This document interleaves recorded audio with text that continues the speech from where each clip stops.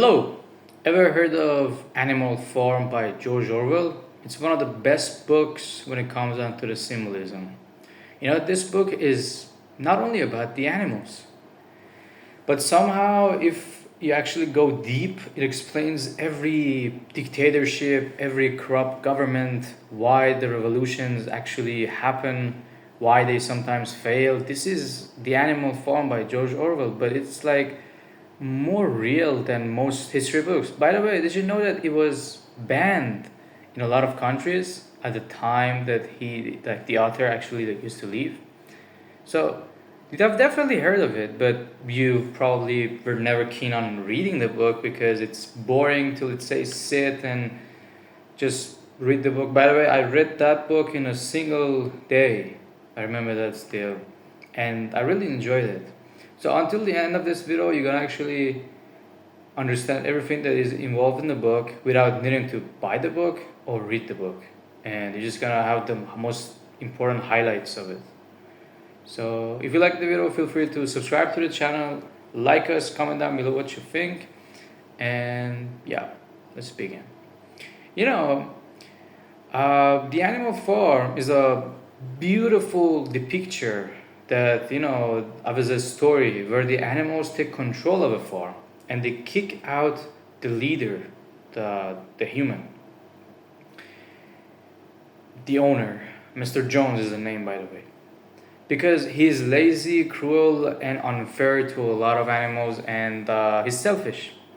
So the animals want freedom and equality, a better life, and at first it sounds like a perfect dream, right? But slowly that dream slowly turns into a nightmare. And that's the beauty of this masterpiece. There's nothing like this that I've ever read. The idea is that everything starts with an old pig named Major. I think the name was Old Major. So this pig is like the leader, the new leader. And since he's old, he knows everything. He gives a speech saying that humans exploit the animals, animals do all the work, but humans take all the profit, which touches the animal's heart, and he teaches them a new belief called animalism, that all animals are equal. It resembles the humanism that all humans are equal. You see the picture of symbolism. That's why it's more than just the animals. It's beautiful. Like, I don't know how he made this, if he used some kind of drugs or something to write it, because in this book the animals talk to each other. It doesn't matter if it's a pig, if it's a horse, and they all have names, by the way, and they talk, they share the place, and they do all these things. It's kind of bizarre, but it's much bigger than that. It depicts the whole society and how it functions and all that kind of good stuff. But yeah, I sometimes try to spice things up with jokes because it's a good idea. So there'll be a rebel right there, and the animals successfully chase and follow Mr. Jones. They rename the place into Animal Farm instead of Mr. Jones Farm, and they create 7 commandments. You might be curious what a commandment is. Like, they had 7 written rules that this new house would actually be following. One of them was that no animal should kill another animal. No animal shall sleep in a bed like the humans, and all animals are equal. There were other kind of rules, I don't recall them, but these were the most important things. And at this point, everything looks hopeful and interesting. But as we proceed, 2 other pigs are also involved, and they rise as the leaders. One of them is Snowball, and the other one is Napoleon. And Snowball is smart,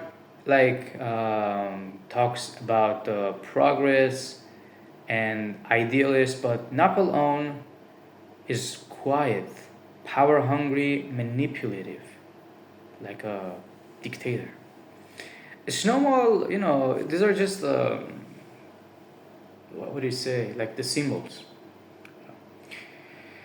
Snowball wants to build a windmill to improve the life, but Napoleon doesn't.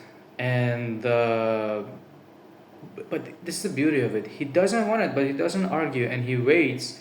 Then he uses the trained dogs to chase Snowball away. This is the turning point in the whole story because there are two new leaders. Why there are two new leaders? Because the old first one was old, okay? So he died. So these two have to run this place.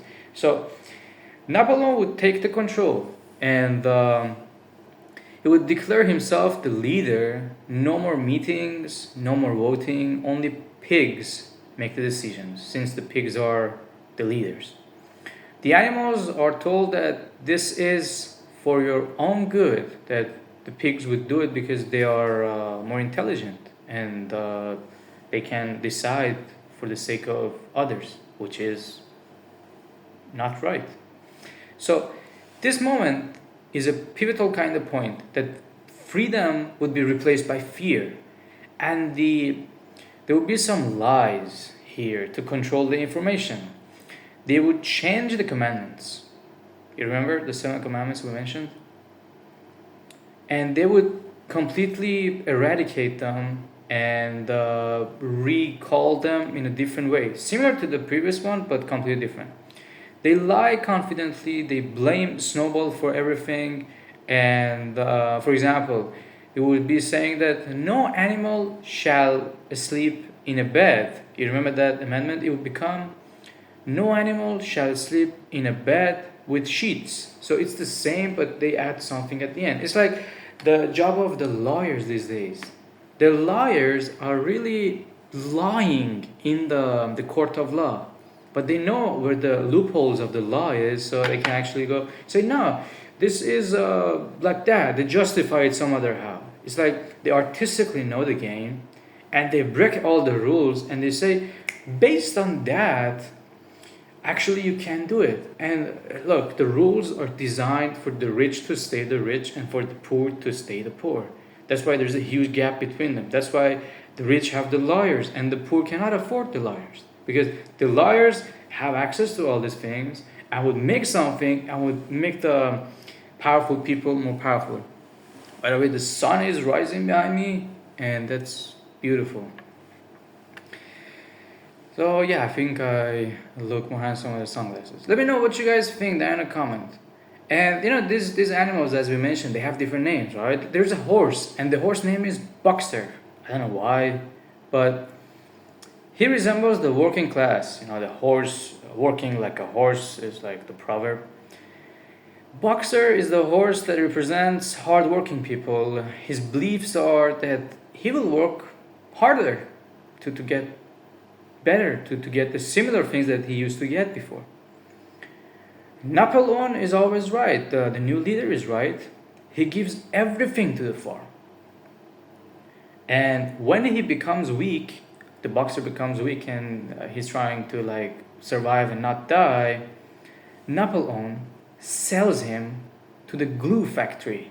You see how cruel that is? The person who did everything at the end would be sold and not being respected. And that's the resemblance of the truth in life. This is the ultimate betrayal. The final scene at the end is that the pigs walk on 2 legs this time, like humans. And they wear clothes, they drink alcohol, and they act exactly like the humans. The final rule also changes. You remember, it was like the first one that it says all animals are equal, like animalism. Remember we mentioned that? That changes. By who? By the pigs. What does it become? This is really interesting. It says all animals are equal, but some animals are more equal than the others. I mean, you might be like, what? What is that supposed to mean? Is it the same first thing, but it's like slightly added a few different things, saying that, okay, all animals are equal, but some animals are more equal. More equal meaning perhaps better, you know, like the pigs are better. So the animals look, in the final book, you know, it resembles a scene that there will be humans and pigs talking I don't know how it's possible, but listen up. It's about to get really good. I'm not making this up. It's part of the book. Yeah, the animal look at the humans and the pigs, and they're talking. They're wearing the clothes, and the animals would be like, they all have the clothes. Like, who's the animal? Who's the pig now? They cannot distinguish between them. They can't tell the difference anymore. And that's the point of the whole book. You know, the real meaning, based on my perception, is that this story is not just about the animals. It represents the Russian Revolution, Stalin as representing as Napoleon, because it was also a banned book. Let me come closer because the sun is on the back. Because it was a banned book in the Russian old time, and Stalin book, Stalin actually banned this book, and the working class was resembling as the boxer. They had to work all the time, more hours, and but more importantly, it warns us that power corrupts, and lies are more powerful than violence. People who don't question the authority get exploited. And power is a dangerous thing. It's like something that has fallen in the ground. If you want to become powerful, you have to bend to pick it up. So you have to lower yourself so you can pick that thing up. And the power is like you're sitting at a throne, and simultaneously there is a sword swinging at the top of the ceiling, and it resembles that any second it might come to an end. It doesn't matter in the king time, in this time, the government, everything. It is just the same thing. Like, long story short, it's the same. And you might be wondering, okay, there are a lot of rich people. Why do they keep working? Well, it's not about money anymore. It's about power. It's not that the ethics would make the power. It's that the power will make the ethics. What does that mean? A powerful person will make new rules that would make him more powerful. So imagine this. You have money, you can buy anything you want. You have the material. So what's the purpose anymore? You want power, you want more. That's why you see these days this thing kind of happening, because these people, they can afford anything they want.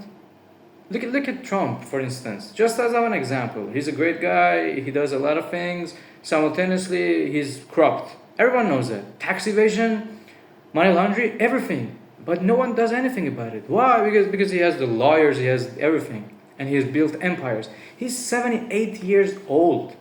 Never in the entire history went to do grocery shopping. Why is he working at the age of 78? He can go to an island and he can have fun. So why is he working? He doesn't need the money anymore. But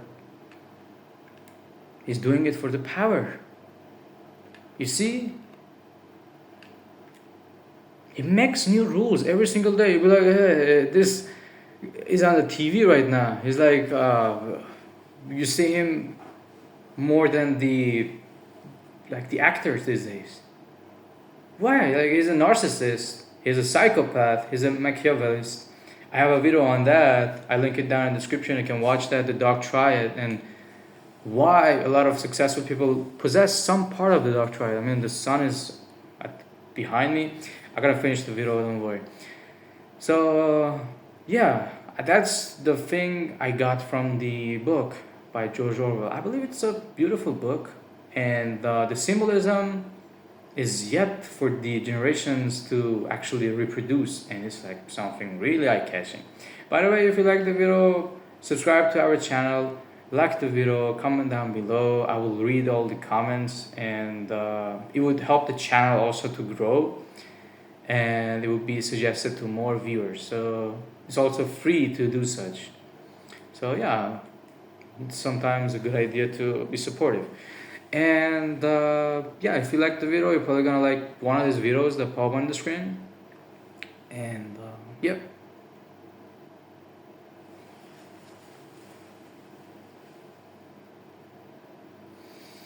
It's a beautiful sunny day outside. Yeah.